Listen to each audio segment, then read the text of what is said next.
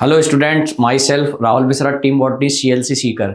CLC जो उत्तरी भारत का एक उत्कृष्ट संस्थान है जो नीट की तैयारी करवाता है, और जो नीट के छात्र हैं उनके लिए जो सीएलसी है वो प्रीवियस ईयर के जो क्वेश्चंस हैं 2013 से लेकर 2024 तक के वो आपके लिए उपलब्ध करा रहा है, उनके सॉल्यूशन, ताकि नीट के जो छात्र हैं वो इस पीवाईक्यू का लाभ ले सकें और नीट का सिलेक्शन कंफर्म कर सकें।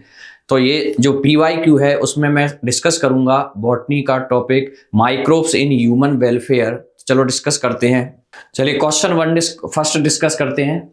देखिए, सिट्रिक अम्ल एक अच्छा उत्पादक कौन सा है? सिट्रिक अम्ल का एक अच्छा उत्पादक कौन सा है? तो देखिए, क्लॉस्ट्रीडियम सिट्रिक अम्ल का उत्पादन नहीं करता, सैक्रोमाइसिस नहीं करता क्योंकि ये इथेनॉल का उत्पादन करता है सैक्रोमाइसिस। एस्परजिलस नाइगर ये सही जाएगा, और स्यूडोमोनास भी ये काम नहीं करता। तो आंसर क्या चला जाएगा? थर्ड। तो ध्यान रखना, सिट्रिक एसिड का उत्पादन करता है एस्परजिलस नाइगर। तो ध्यान रखना, good producer of citric acid is Clostridium नहीं, सैक्रोमाइसिस नहीं, एस्परजिलस नाइगर ये सही जाएगा। क्लियर? स्यूडोमोनास नहीं। तो आंसर आ गया थर्ड। नीट 2013 का क्वेश्चन है ये। चलिए नेक्स्ट डिस्कस करते हैं। During sewage treatment biogas are produced which include, यानी कि इसमें अगर हम देखें जब सीवेज ट्रीटमेंट होता है तो उस टाइम पर बायोगैस का प्रोडक्शन होता है, तो उस बायोगैस में कौन कौन सी गैसेज होती हैं? तो उसमें ध्यान रखना, एक मेन कंपोनेंट होता है मीथेन का, यानी कि उसमें सबसे ज्यादा होती है मीथेन, बट उसमें हाइड्रोजन सल्फाइड भी हो सकती है और CO2 भी होती है। तो देखो यहाँ पहला हाइड्रोजन सल्फाइड ठीक है, मीथेन ठीक है, और सल्फर डाइऑक्साइड, इसकी वजह से पहला ऑप्शन क्या हो गया? गलत हो गया। दूसरा देखिए, हाइड्रोजन सल्फाइड ठीक है, नाइट्रोजन गलत है यहाँ, methane, hydrogen sulphide, carbon dioxide ये राइट आंसर जाएगा थर्ड। मीथेन ये ऑक्सीजन गलत हो गया। तो ध्यान रखना, इसमें आंसर क्या जाएगा हमारा? थर्ड। तो बायोगैस जो सीवेज ट्रीटमेंट के टाइम पर बनेगी, जलमल उपचार के दौरान बायोगैस उत्पन्न होती है जिसमें शामिल है मीथेन, हाइड्रोजन सल्फाइड और कार्बन डाइऑक्साइड। आंसर जाएगा थर्ड। बहुत सिंपल क्वेश्चन है। नेक्स्ट देखिए, पहली प्रतिजैविक पेनिसिलिन किसकी खोज है? मतलब सबसे पहली जो एंटीबायोटिक उसको किसने डिस्कवर्ड किया था? तो अगर मैं इसमें बात करूं, अलेक्जेंडर फ्लेमिंग बिल्कुल पहले ही आंसर चला जाएगा। लेमार्क, पॉल एनलेच, वेक्समैन गलत है। आंसर जाएगा कौन सा? फर्स्ट। तो ध्यान रखना, फर्स्ट एंटीबायोटिक पेनिसिलिन जिसको डिस्कवर्ड किया था अलेक्जेंडर फ्लेमिंग ने। तो देखिए, who discovered the first antibiotic penicillin? Answer चला जाएगा फर्स्ट, अलेक्जेंडर फ्लेमिंग। ये RPMT 2014 का क्वेश्चन, बहुत सिंपल। नेक्स्ट देखिए, a broad spectrum antibiotics is effective, यानी कि एक ब्रॉड स्पेक्ट्रम एंटीबायोटिक वो किस पर इफेक्टिव होती है? तो दो टाइप की एंटीबायोटिक्स अगर हम कहें इफेक्टिव के बेस पर, पहला आता है ब्रॉड स्पेक्ट्रम एंटीबायोटिक और दूसरा आता है narrow spectrum antibiotics. Narrow spectrum का मतलब होता है जो बहुत, आप कह सकते हैं बहुत कम स्पीसीज पर अपना इफेक्ट शो करे, और ऐसी एंटीबायोटिक जो ज्यादा पर इफेक्ट शो करती है उसको बोलते हैं ब्रॉड स्पेक्ट्रम। अब देखिए, ब्रॉड स्पेक्ट्रम का पूछा है इन लो कंसंट्रेशन, इससे कोई लेना देना नहीं। Against all bacteria and virus गलत। On a variety of microorganisms ये चला जाएगा, बहुत सारे माइक्रो ऑर्गेनिज पर अपना इफेक्ट शो करे। Against both pathogen and host गलत।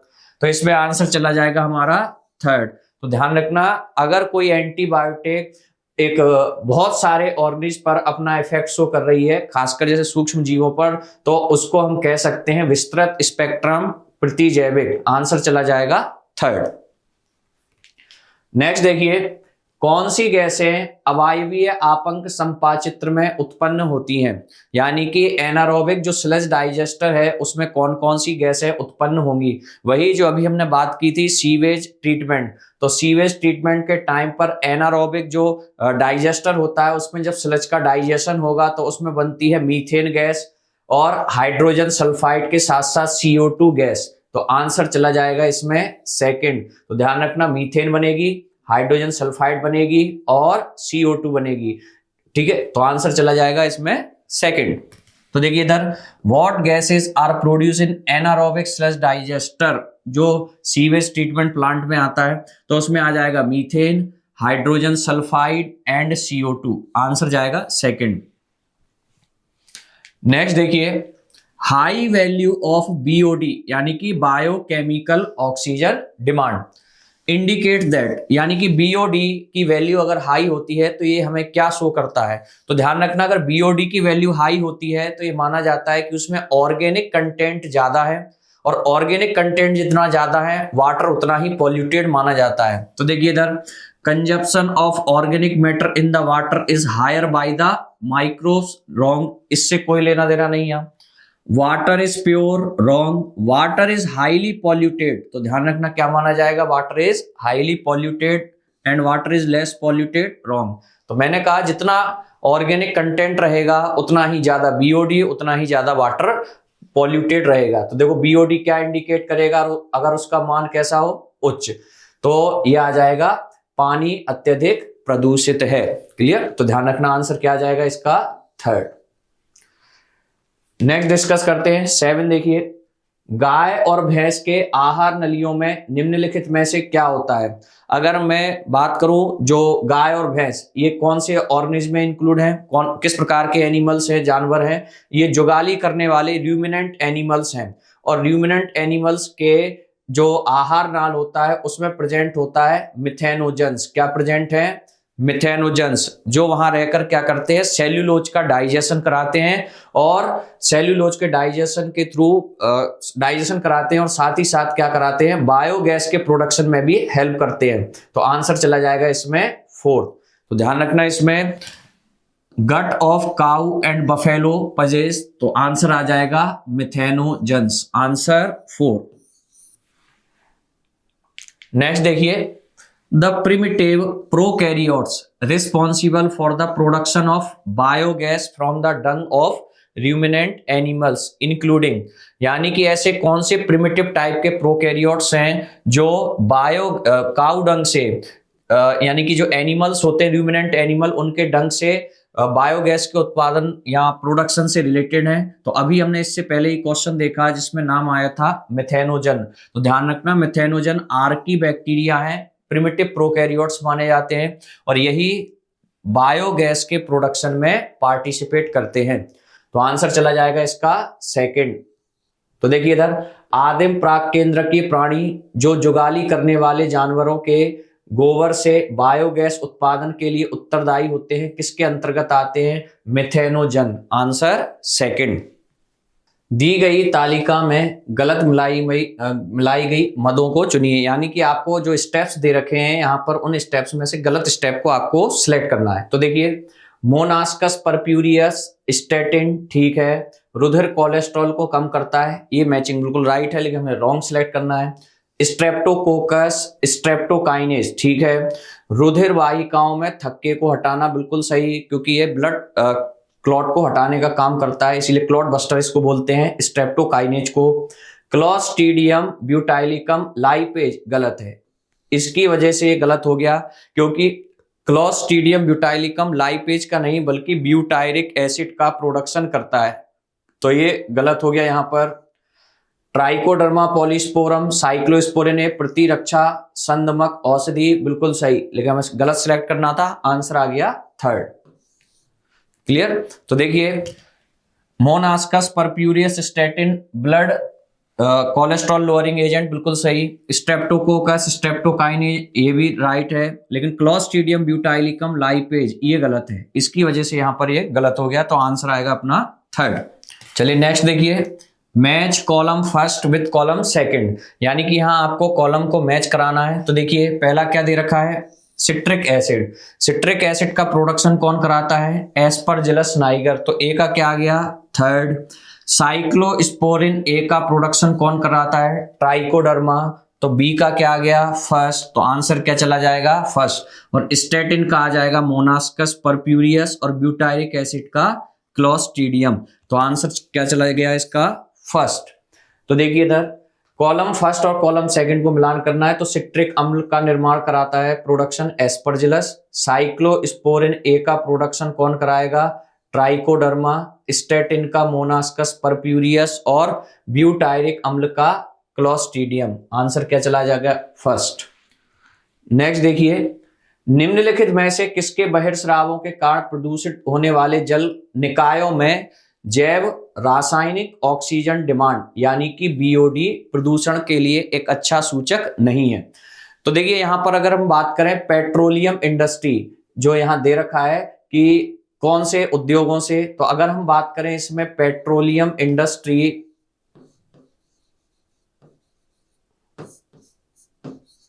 तो ये जो पेट्रोलियम इंडस्ट्री है इससे जो वेस्ट निकलता है वो वेस्ट में कई सारे ऐसे कंपोनेंट होते हैं जो नॉन बायोडिग्रेडेबल होते हैं, और इस नॉन बायोडिग्रेडेबल होने की वजह से ये बीओडी के लिए सही नहीं है।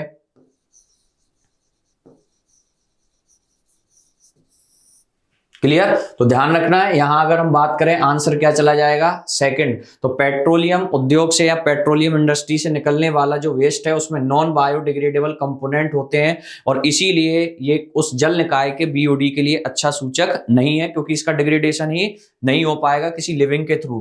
तो ध्यान रखना, biochemical oxygen demand may not be a good indicator for pollution for waste bodies receiving effluent from, पहला देखिए dairy industry, petroleum industry, sugar industry, domestic, तो आंसर चला जाएगा सेकंड।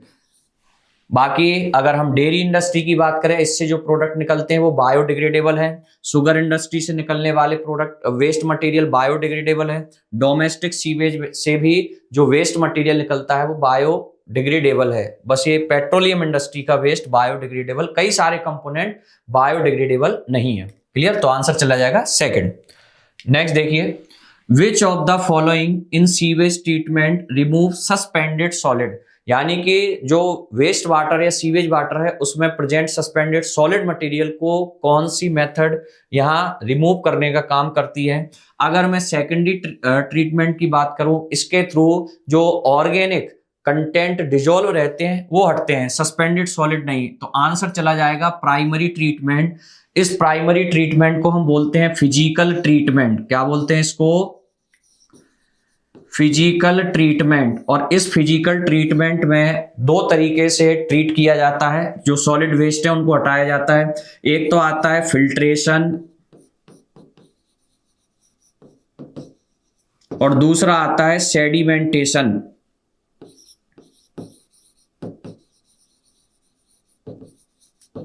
तो इन दो मेथड के थ्रू क्या किया जाता है? प्राइमरी ट्रीटमेंट किया जाता है और जो सॉलिड वेस्ट होते हैं उनको रिमूव किया जाता है। आंसर क्या चला जाएगा इसका? सेकंड।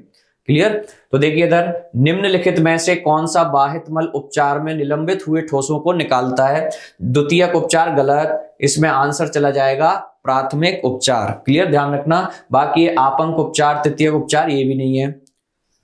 चलिए नेक्स्ट देखिए 13 नंबर, निम्न में से कौन उसके द्वारा उत्पन्न उत्पाद के साथ उचित रूप से मेलित हैं? ठीक है, यानी कि कौन सा करेक्टली मैच है? मिथेनोबैक्टीरियम, मिथेनोबैक्टीरियम करता है मीथेन का प्रोडक्शन, लेकिन लिखा है लैक्टिक एसिड, गलत है। पेनिसिलियम नोटेटम, पेनिसिलिन एंटीबायोटिक का फॉर्मेशन करता है, लिखा है एसिटिक एसिड, गलत है। सैक्रोमाइसिस सेरेविसी, ईस्ट जिसको हम सैक्रोमाइसिस सेरेविसी भी बोलते हैं, और इथेनॉल, ये बिल्कुल राइट मैचिंग है। तो आंसर चला जाएगा हमारा थर्ड। एसिटोबैक्टर एसिटाई प्रतिजैविक, गलत, एसिटिक एसिड का प्रोडक्शन करेगा। तो यहां पर आप देख सकते हैं मैचिंग कौन सी आई? थर्ड नंबर की। तो देखिए इधर, which of the following is correctly match for production of produced by them? तो मिथेनोबैक्टीरियम लैक्टिक एसिड गलत, पेनिसिलियम नोटेटम एसिटिक एसिड गलत, सैक्रोमाइसिस सेरेविसी इथेनॉल ये बिल्कुल राइट मैचिंग है, एसिटोबैक्टर एसिटाई एंटीबायोटिक गलत। तो यहां ध्यान रखना, आंसर चला जाएगा थर्ड। नेक्स्ट देखिए, conversion of milk to curd improve its nutritional value by increasing the amount of, यानी कि जब मिल्क कन्वर्ट होता है कर्ड में तो उस टाइम पर न्यूट्रिशनल वैल्यू बढ़ जाती है। तो न्यूट्रिशन वैल्यू किस फॉर्म में बढ़ती है, यानी कि ऐसा कौन सा कंपोनेंट है जो जिसके बढ़ने से न्यूट्रिशनल वैल्यू बढ़ जाती है? तो ध्यान रखना, विटामिन B12 का अमाउंट बढ़ जाता है तो आप कह सकते हैं किसके थ्रू बढ़ेगी, विटामिन B12, इसका अमाउंट बढ़ जाएगा। तो आंसर आ जाएगा फर्स्ट। तो देखिए दूध से दही में रूपांतरण में इसकी अच्छी पोषक क्षमता किसकी वृद्धि के कारण होती है, विटामिन B12। तो आंसर चला जाएगा फर्स्ट। नेक्स्ट देखिए, निम्नलिखित में से किसे जैव नियंत्रण के एक कारक के रूप में पादप रोगों के उपचार के लिए उपयोग किया जा सकता है। यानी कि ऐसा कौन सा बायो कंट्रोल एजेंट है जिसका यूज हम प्लांट में रोगों के नियंत्रण में कर सकते हैं। एनाबीना नहीं, ये बायो कंट्रोल एजेंट नहीं है। लैक्टोबैसिलस नहीं, क्लोरेला नहीं। आंसर क्या जाएगा, थर्ड, ट्राइकोडर्मा। तो ध्यान रखना, ट्राइकोडर्मा बायो कंट्रोल एजेंट है और ये प्लांट्स में कई सारे रोगों को, डिसीज को कंट्रोल करता है। तो आंसर क्या चला जाएगा, ट्राइकोडर्मा, जो प्लांट डिसीज को बायोलॉजिकली कंट्रोल करता है। Answer third. नेक्स्ट देखिए, select the correct group of bio control agent. Bio control agent के लिए सही का आपको सिलेक्शन करना है। तो देखिए, ऑसिलेटोरिया गलत, ये बायो कंट्रोल एजेंट नहीं है। नोस्टॉक गलत, बायो कंट्रोल एजेंट नहीं है। बेसिलस थ्रुंजिएंसिस, टोबैको मोजेक वायरस गलत, एफिड्स भी नहीं है। ट्राइकोडर्मा बिल्कुल है, बैकुलो वायरस है, बेसिलस थ्रुंजिएंसिस है। आंसर चला जाएगा इसका फोर्थ। तो ध्यान रखना, ये तीनों के तीनों बायो कंट्रोल एजेंट यहां पर आपको शो कर रखे हैं फोर्थ ऑप्शन में। जैव नियंत्रण कारकों के सही विकल्प का चयन करें। Oscillatoria, rhizobium, trichoderma. यहां अगर हम बात करें, ऑसिलेटोरिया नहीं है, राइजोबियम नहीं है, ट्राइकोडर्मा है। नोस्टॉक, एजोस्पाइरिलम, नोस्टॉक नहीं है, एजोस्पाइरिलम नहीं है। न्यूक्लियो पॉलीहेड्रोवायरस हो सकता है क्योंकि यही क्या है, बैकुलो वायरस, ठीक है, लेकिन ये और ये नहीं है। बेसिलस थ्रुंजिएंसिस ठीक है, लेकिन ये नहीं है। टोबैको मोजेक वायरस और एफिड, यानी कि 3 ऑप्शन गए, आंसर चौथा। ये सारे के सारे कैसे हैं, बायो कंट्रोल एजेंट। नेक्स्ट देखिए, निम्न में से कौन रुधिर कोलेस्ट्रॉल को कम करने वाला व्यावसायिक कारक है। यानी कि कौन सा ऐसा कारक है इन 4 ऑप्शन में जो ब्लड में कोलेस्ट्रॉल को कम करने का काम करता है। तो ब्लड कोलेस्ट्रॉल लोअरिंग एजेंट के फॉर्म में आता है स्टैटिन। कौन सा आता है, स्टैटिन। तो ध्यान रखना, blood cholesterol lowering agent is statin. Answer 4। Next देखिए, विच ऑफ द फॉलोइंग, ये match the following organism with the product they produce. यानी कि आपको यहां एक तरफ तो माइक्रो ऑर्गेनिज्म दे रखे हैं, दूसरी तरफ प्रोडक्ट तो उनसे रिलेटेड है, आपको करेक्ट मैचिंग करनी है। लैक्टोबैसिलस, लैक्टोबैसिलस की बात करें तो ये किसका फॉर्मेशन करता है, चूंकि लैक्टिक एसिड बैक्टीरिया है तो कर्ड का फॉर्मेशन करता है। सैक्रोमाइसिस सेरेविसी, ये इथेनॉल, यहां आप कह सकते हैं ब्रेड से रिलेटेड है। तो ए का तो आ गया सेकंड और बी का आ गया क्या, फोर्थ। अब देखो, एस्परजिलस नाइगर, ये जो एस्परजिलस नाइगर है सिट्रिक एसिड का प्रोडक्शन करेगा, यानी कि सी का आ गया थर्ड। और एसिटोबैक्टर एसिटाई एसिटिक एसिड, यानी कि डी का फिफ्थ। तो आंसर क्या चला जाएगा, फोर्थ। तो ध्यान रखना, करेक्ट मैचिंग आपको बता रखी है। तो देखो, लैक्टोबैसिलस दही, saccharomyces cerevisiae bread, Aspergillus niger citric अम्ल और एसिटोबैक्टर एसिटाई एसिटिक एसिड। तो आंसर क्या चला जाएगा इसका, फोर्थ। बिल्कुल सिंपल क्वेश्चन है। निम्न में से कौन बाहित मल उपचार के लिए अवायवीय आपंक संपाचित्र में डाला जाता है।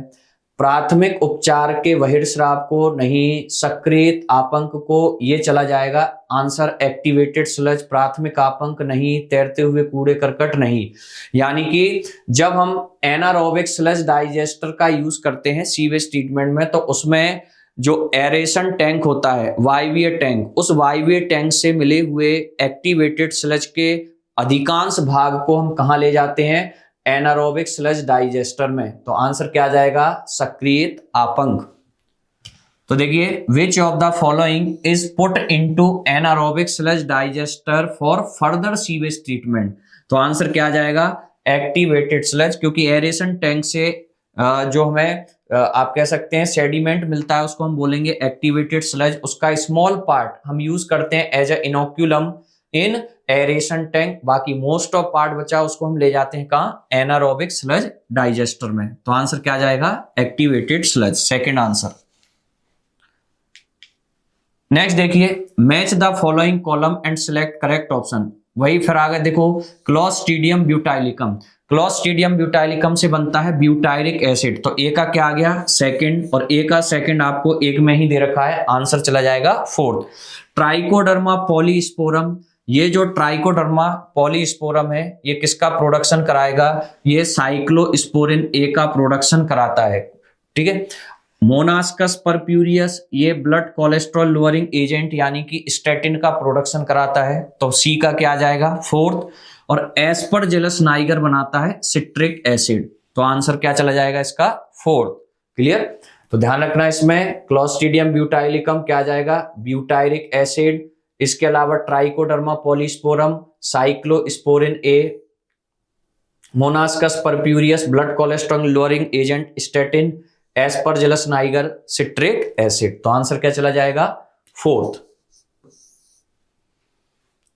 चलिए नेक्स्ट देखिए, सूक्ष्म जीव को पहचानिए जो प्रतिरक्षा निरोधक अणु साइक्लोस्पोरिन ए के उत्पादन के लिए उत्तरदायी होता है, ठीक है। तो ध्यान रखना आपको उस माइक्रोब्स को पहचानना है जो साइक्लोस्पोरिन ए का उत्पादन करता है। और साइक्लोस्पोरिन ए क्या है, प्रतिरक्षा निरोधक अणु है, यानी कि इम्यूनो सप्रेसिव एजेंट के रूप में काम में आता है। तो इसका आंसर क्या जाएगा, ट्राइकोडर्मा पॉलीस्पोरम। आंसर क्या चला जाएगा, 4। जैसा अभी हमने पिछले क्वेश्चन में भी देखा, तो ध्यान रखना, microbes which responsible for the production of immunosuppressive molecule like cyclosporin A. तो आंसर क्या चला जाएगा, ट्राइकोडर्मा पॉलीस्पोरम। चलिए नेक्स्ट देखिए, यहां भी आपको एक मैचिंग दे रखी है और मैचिंग के बाद आपको कोड के हिसाब से उसको सही जो करेक्ट आंसर है वो सिलेक्ट करना है। तो देखो, क्लॉस्ट्रीडियम ब्यूटाइलिकम ये ब्यूटायरिक एसिड का प्रोडक्शन कराता है, यानी कि ए का आ गया थर्ड। नेक्स्ट देखिए, सैक्रोमाइसिस सेरेविसी, ये इथेनॉल से रिलेटेड है, तो बी का आ गया फर्स्ट, बी फर्स्ट। अगला देखिए, ट्राइकोडर्मा पॉलीस्पोरम साइक्लोस्पोरिन ए, तो सी का आ गया फोर्थ। तो आंसर क्या चला जाएगा इसका, फर्स्ट। और स्ट्रेप्टोकोकस स्पीसीज से बनता है स्ट्रेप्टोकाइनेज, यानी कि डी का सेकंड। तो आंसर क्या चला गया, 1। इधर देखिए, सूची 1 और सूची 2 से इसका मिलान करना है। तो देखिए, क्लॉस्ट्रीडियम किससे आ जाएगा, क्लॉस्ट्रीडियम ब्यूटाइलिकम ब्यूटायरिक एसिड से, सैक्रोमाइसिस सेरेविसी इथेनॉल से, ट्राइकोडर्मा साइक्लोस्पोरिन ए, और स्ट्रेप्टोकोकस स्पीसीज से आ जाएगा स्ट्रेप्टोकाइनेज। तो यानी कि आंसर क्या चला जाएगा इसका, फर्स्ट। ए का थर्ड, बी का फर्स्ट, सी का फोर्थ और डी का सेकंड। चलिए नेक्स्ट, यहां भी आपको मैचिंग करानी है और मैचिंग करा के कोड के हिसाब से सही आंसर सिलेक्ट करना है। तो देखिए, सैक्रोमाइसिस सेरेविसी वही आ गया, सैक्रोमाइसिस किसके लिए, इथेनॉल के लिए। एस्परजिलस नाइगर किसके लिए आ जाएगा, सिट्रिक एसिड, ये आ गया। Trichoderma polysporum cyclosporin A, Clostridium butylicum butyric acid, यानी कि third first fourth second, third first fourth second, answer third. Next देखिए, इधर देखिए, match list first and list second. तो सैक्रोमाइसिस सेरेविसी किसके लिए, ethanol, Aspergillus niger citric acid, Trichoderma cyclosporin A butyric acid, Clostridium. तो answer क्या चला जाएगा इसका, थर्ड। नेक्स्ट देखिए, given below are 2 statement, aphids and mosquitoes are natural paste, ठीक है, बिल्कुल सही है। एफिड्स एंड ये जो मॉस्किटोज हैं वो कैसे हैं, नेचुरल पेस्ट हैं, ठीक है। अगला देखिए, इसमें lady bird and dragon flies are natural pest controller, बिल्कुल सही, बायो कंट्रोल एजेंट के फॉर्म में यूज में आते हैं lady bird, beetle and dragon flies, बिल्कुल सही है। तो दोनों स्टेटमेंट कैसे हैं, करेक्ट हैं। Statement first is correct but statement second is incorrect, गलत, दोनों ही सही है। Statement first is incorrect and गलत, both statement first and statement second are correct. तो आंसर क्या चला जाएगा इसका, थर्ड। ध्यान रखना, दोनों ही स्टेटमेंट राइट है। तो एफिड एंड मच्छर प्राकृतिक पीड़क हैं, बिल्कुल सही यार, नेचुरली हमारे जो क्रॉप होते हैं उनको नुकसान पहुंचाते हैं। लेडी बर्ड और ड्रैगन फ्लाई प्राकृतिक पीड़क नियंत्रण है, बिल्कुल सही, बायो कंट्रोल एजेंट या जैव नियंत्रण कारक के रूप में काम में आते हैं। लेडी बर्ड बीटल किसको कंट्रोल करता है? एफिड्स को। और ड्रैगन फ्लाई किसको करता है? मच्छरों को कंट्रोल करने का काम करता है। क्लियर? तो आंसर क्या चला जाएगा इसका? थर्ड। नेक्स्ट देखिए, बेसिलस थुरिंजिएंसिस जीवाणु का संक्रमण केवल कैटरपिलर लार्वा को मार सकता है, यानी कि जो बेसिलस थुरिंजिएंसिस जीवाणु का संक्रमण केवल कैटरपिलर लार्वा को मार सकता है, बिल्कुल सही है, उसमें वयस्कों को कोई नुकसान नहीं करता। बेसिलस थुरिंजिएंसिस वयस्क मौत को नहीं मार सकता, बिल्कुल सही है। उपरोक्त कथनों, अब देखिए कथन फर्स्ट सही लेकिन कथन सेकंड गलत, दोनों ही कथन कैसे हैं? सही है, दोनों सही है, आंसर जाएगा थर्ड। तो ध्यान रखना, बेसिलस थुरिंजिएंसिस जीवाणु का जो संक्रमण है वो केवल कैटरपिलर लार्वा को ही मार सकता है, उनके मैच्योर या वयस्क मौत को कोई नुकसान नहीं पहुंचाता। तो आंसर क्या चला जाएगा इसका? थर्ड। देखिए इधर, bacterial infection by bacillus thuringiensis can kill only caterpillar larvae, यानी कि वो केवल कैटरपिलर लार्वी को मार सकते हैं, बिल्कुल सही। Bacillus thuringiensis can not kill adult moth, ये भी सही है। तो आंसर क्या चला जाएगा इसका? थर्ड। नेक्स्ट देखिए, match list first and list second, तो वही बात, स्ट्रेप्टोकोकस, ये जो स्ट्रेप्टोकोकस है इससे बनेगा स्ट्रेप्टोकाइनेज, और स्ट्रेप्टोकाइनेज क्या है? ब्लड के अंदर जो आप कह सकते हैं क्लॉट बन जाते हैं, उन क्लॉट को डाइजेस्ट करता है स्ट्रेप्टोकाइनेज। तो आंसर क्या आएगा इसका? ए का सेकंड। ट्राइकोडर्मा से बनता है साइक्लोस्पोरिन ए, तो बी का आ गया थर्ड, तो सेकंड थर्ड, आंसर एक ही आएगा, फर्स्ट। इसके अलावा मोनास्कस परप्यूरियस, इससे बनता है स्टेटिन, और एस्परजिलस नाइगर से बनता है सिट्रिक एसिड। तो आंसर क्या चला जाएगा? फर्स्ट। तो देखिए यहाँ स्ट्रेप्टोकोकस से बना क्या? ये स्ट्रेप्टोकोकस से ब्लड थक्का स्फोटक यानी कि क्लॉट बस्टर, ट्राइकोडर्मा पॉलीस्पोरम से साइक्लोस्पोरिन, मोनास्कस परप्यूरियस से स्टेटिन, और एस्परजिलस नाइगर से बना सिट्रिक एसिड। तो आंसर क्या चला जाएगा इसका? फर्स्ट। तो ये था solution microbes in human welfare के PYQ का। आप अगर और अच्छे से लाभ लेना चाहते हैं तो CLC द्वारा चलाई जा रही टेस्ट सीरीज का भी लाभ ले सकते हैं। हाल ही में जो फरवरी में हमारी शुरू हो रही है बायोकेम टेस्ट सीरीज और फिजिक्स को, आप उसका भी लाभ ले सकते हैं और नीट में अपना सिलेक्शन पक्का कर सकते हैं। Thank you.